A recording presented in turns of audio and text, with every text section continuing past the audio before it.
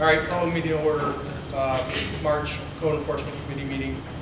And the first item on the agenda will be approval of the February 2016 minutes. Have a second? Second. All in favor? Aye. Okay, minutes are approved. Number 3 is a review of property tax freeze application. Take action as necessary, 106 Laurel Street. Dave, you're not ready yet? Or he's coming? You're all ready. I have an inspection with Tim, and I was hoping that we could move it forward contingent on Tim's approval. Yeah, when are you going out, Tim? Today or? 2. All right, just let us know. Yeah. Any issues and then.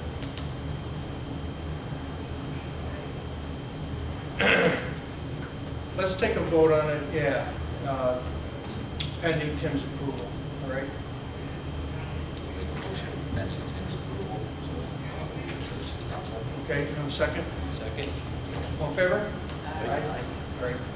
So, as long as you don't piss Tim off, you're approved, all right? Is there any public, I saw, yeah. Steve, you want to talk or?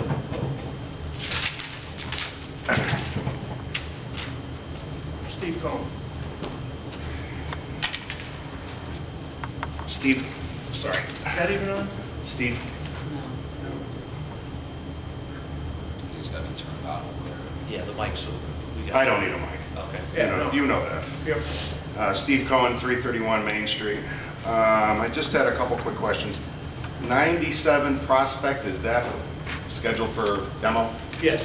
Good. Yeah, the water just undid the connection, right? They approved it, so the utility should be all disconnected. They should be taking it down any day now. Wonderful. Good. All right. The other two I had are right around there. 115, 117 Prospect. It's been boarded up for quite a while. It's on the corner of, I don't know what that little side street is, Henry Street or Elm Street. It's like a white. We just boarded up 2 weeks ago. Oh, okay. Oh, you know, I'm confusing it. No, Brian sorry. Andrews. It is boarded up. The other one, 123. 123, 125. There you go. So, do we know what's going on with that one? But the owner is taking forever to restore it, as you know, and I issued a demolish or restore order. okay. So nothing's happened. So I mean, as soon as we get somebody in there, we'll take it down if that's what's going to happen. Okay. Thanks for bringing that up. Yeah, I know you were aware of it, but just two other quick ones. 82 Bellevue Avenue. I don't know if you're aware of this one, but something's going on at that house. It's a single family. It was owned by the Estella family. I don't know if it still is, but clearly there's some sort of shelter or something's going on there, because I've had all sorts of people come up to me that live right around there. Group home maybe or something like this? Something. And just to give you an indication, one day I pulled over my car just to take a look at it, and some people came out of the house and were immediately very defensive, and I didn't even say anything. So you might want to look into that one. It's a greenhouse, 82 Bellevue. It's on the right-hand side of, if you're heading up towards the green. It's on. All right, check that out. The last thing is 28. I'm sorry. In regard, I think if I'm familiar, I had an issue with that one before, having barrels from property on Union, and it came back to a Christian turning point. So you might want to look from that angle. I had confiscated the barrels at one point. It seemed like it was a, I don't know if it was a group home or. Yeah, the neighbors on Bell Eden Gardens are telling me they're having like bonfires in the back. There's people parking all over the yard. People coming and going all weird hours. Something's going on. You know something? I think so. I don't know the number, but it's a greenhouse. I know. It's a green one. I don't know what to call it, but it's I'm pretty confident that's a sober house. I actually hired a guy out of there, so I know. So they have people in and out. They rent out the room. All right, they may be protected. Yeah, exactly. I thought that might be the one that TJ had a thing with. That one? Is that one? No, that was the one across the street. Yeah, that was, yeah. So is this a new one? This is a new one. Yeah, this one was, you almost don't even notice it. It's kind of set back. I didn't notice there was a problem until a few months ago, but I talked to some of the neighbors. The things that we can control are parking on the lawn. I don't know that we can do much about bonfires and people coming and going all night. No, I, At least we can identify it if it came out with a problem. but like I said, one of the neighbors did tell me that they are renting rooms there. Last thing is 80, sorry. The last one is 28 Judge Street. Now, I know you looked into this house. I complained about this house before. And the last I spoke with Tom,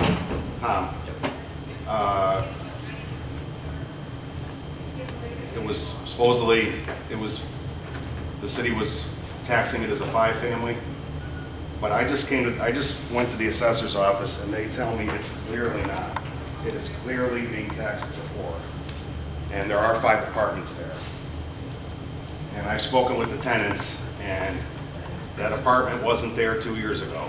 Yeah, Tom's the expert on that one, so we'll look into it again.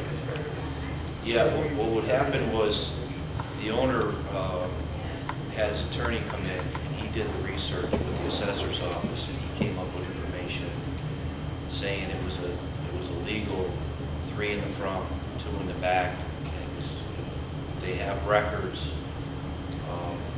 to that effect. So maybe Tom and I can get together and we can research it once again. I mean, I'm just going by, I mean, I was just at the assessor's office. If you go online, it clearly says 4 units. The card, there's the card, clearly says 4 units. And that's what I was going on originally, the same research that you just did. And the attorney was able to present deeper information that, you know, his client has. He purchased the house in that order, a 3 and a 2. And remember that issue? And What do you mean, like the original?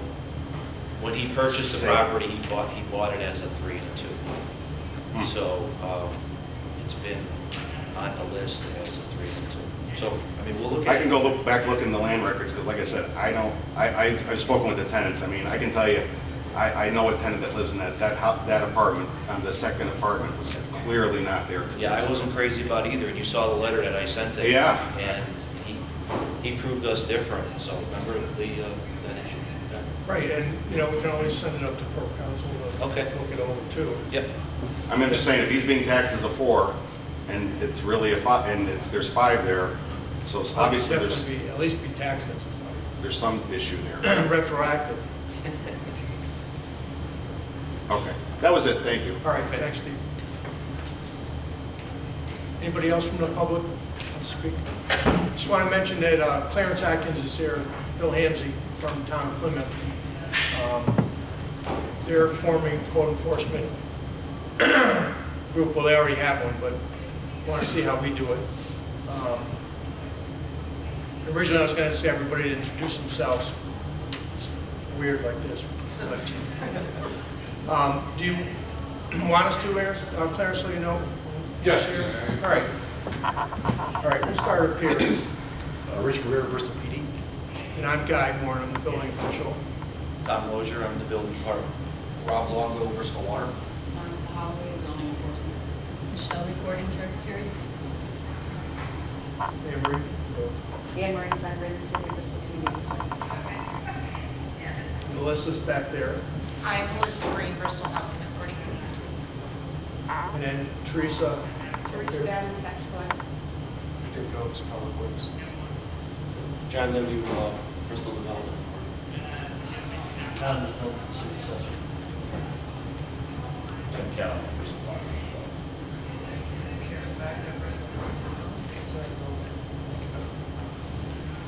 So you see that most departments are represented here, and because when there's usually a code enforcement action, it's going to touch one department one way or another, and we help each other out with issues that come up. Like if I condemn a building and the city ends up foreclosing on it, Dave Oaks from Public Works ends up having to manage it. So, you know, we work together to try to control those conditions. John's nephew right there in the green shirt in front of you is with the Bristol Development Agency. Tom will go out, he used to be in the BDA, and let's say we get an elderly person that has a rundown house, got complaints of blight, we can steer them towards the BDA, and potentially they have the ability to get grants to fix up the conditions. So then we don't have to take any action. So that relieves a lot of the pressure on you to try to do everything, you know, and figure out how you're going to correct stuff. Therese Babin is the tax collector. She's the one that I talked about will put, you know, go after the money that we've expended in code enforcement to clean up the property. So she was asleep. Well, yeah, she works with corporate counsel, and they do that, yeah. So that's good to know. Anne Marie would do the relocation if I condemn something, and you need a good relationship with that person because you don't want to just, they want to know what's coming up. If you're going to condemn something, like if you do a warning, there's state and federal laws that say you have to relocate people and you have to allocate funds. So that opens up another issue for your code enforcement budget. So it's a whole synergy that goes into this. It's not just one person doing code enforcement. And I've kind of simplified it, but that's kind of why we're all here. Then everybody hears the issues that are coming up, and if they have any part in that, then they can speak during the meeting and get the issue clarified. So if you have any questions, Clarence, you know, ask us. No. All right, number 4 is discussion of team inspection. Take any action as necessary. So, anybody have anything for team inspections? All right. Just recently, we went out to 68 South Street. We had a complaint. A woman fell in the rear stairs, and we went out there, did an inspection. Tim and I were able to sneak out there. I think we're going to get together with Karen also and do another follow-up group inspection. So they're going to be getting a condemnation warning to fix the rear stairs, make them safe, just so these folks can get in and out properly. It is in Liz Pendants, so that's another issue, but we'll have to cross that bridge when we get to it. 54 Locust Street, we have an unsafe garage over there. 182 Green Street, that's the 2-family. I think we have to go out and follow up on a possible relocation of the first floor tenant. I believe Anne Marie's aware of that one. Karen, Guy, and myself went out and did a group inspection of that property. The owner had 10 days to make repairs. And that, just a side note on that, the owner was given warnings back in August, and none of the work's gotten done, so that's why we're at this point now. Probably had too much time to do the work. That was just a 2-family, Tim, that's why we didn't reach out. Burlington Avenue, I don't see Richard here, but we gave out tickets for that guy for cleanup. 95 Park Street, I was going to give an update on that. We're working with the contractor to get that issue resolved. What's that? The retaining wall. Oh. 6 those the water issue, yeah. So we're getting closer to, well, we're trying to tie the drainage from the wall into the downspouts. We're hoping that is tied somewhere down into the road of the storm drain. But we did a dye test and it came out negative, so we can't verify where the water's going. So there is a plan to be in place with the contractor, so I know that was a hot issue over the winter. Yeah, we have. You know, 103 Beach Street, we talked about that. We got to go out and look at that. That might be a possible demo, but it's vacant. It's a vacant house. 97 Prospect, I did drive by there this morning on the way in and saw there was dumpsters out there. It looks like they're moving forward with that. That's it. That's all I have. Karen, do you have anything? Health Department, Tim? I stumbled on one when I went out to 68. I inadvertently went next door without looking at the address and the inspection at 6264 South Street Extension. Off the top of my head, I think you guys need to go out and take a look at their front porches. Well, That is looks like just they're a coming off the two-family? building. Huh? Is that just a two-family? No, it's a 3. Oh, so we have to go out. together. Well, I went out, and it looks to me like they're coming off the building, so, you know, the experts are you, so I would need you to verify what I saw. You have a uniform though, which helps out a lot. No, it doesn't. And then the rest of it is pretty much, you know, he had motorcycles in the basement, a car engine in the basement, so it's got some issues. Right. And I'm wondering if this belongs on the team inspection thing. I mean, I'm going to send out a request to inspect just to make it official because I went there, like I said, Right. looking for 68, ended up over there, but... Michelle can set up a file and then we'll put an email out and we can all go together, we'll do that. Yeah, because I'm going to have our secretary mail him a letter to get in there, and Right. if you know, he's okay with it, then we'll go. I'll just make it that whole date. All right, that sounds good. But the porches, if you're driving by, I would take a look. In the front or the rear? Front. Really? I mean, to me, I stood by the side. They're, you know, they're off the building a couple inches. What are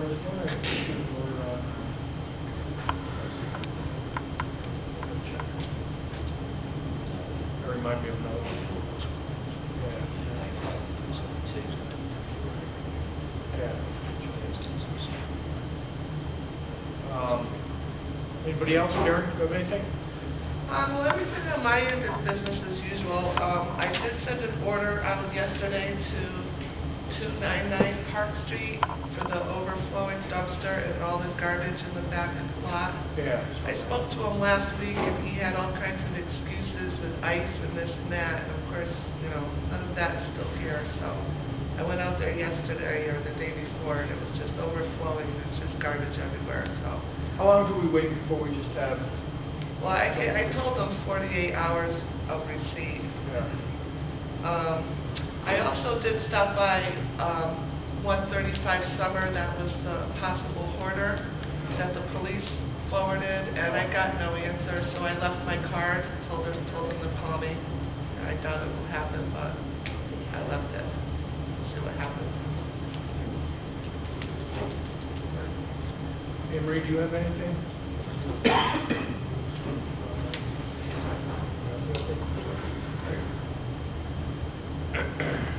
Any new properties? We kind of went over the new properties. We skipped over to 5. We have that 6264 South Street we're going to add. Any new business? Karen?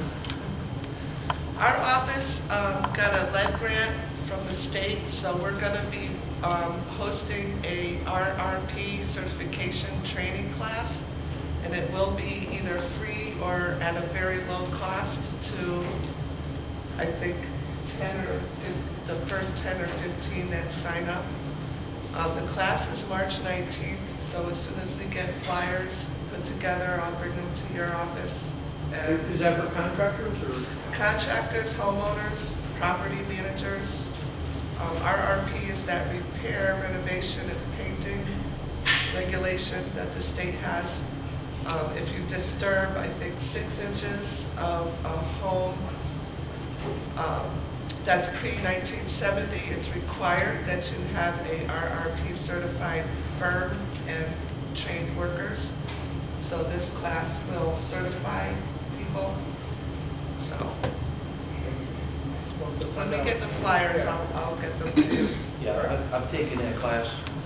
I'm certified, and there are follow-up classes for it. Every 3 years, I believe you have to be recertified, so that may apply to John and myself. I'm pretty sure John's got it too.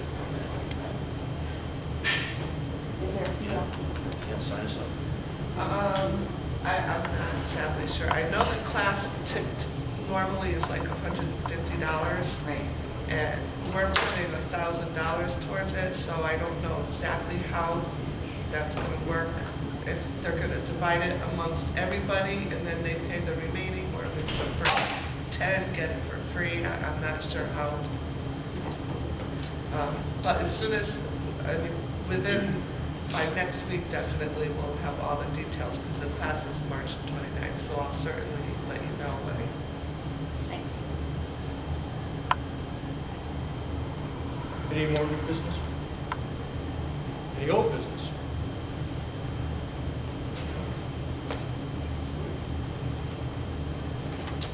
Do I have a motion to adjourn? Motion to adjourn. Do I have a second? Second. All in favor? Aye. Thank you.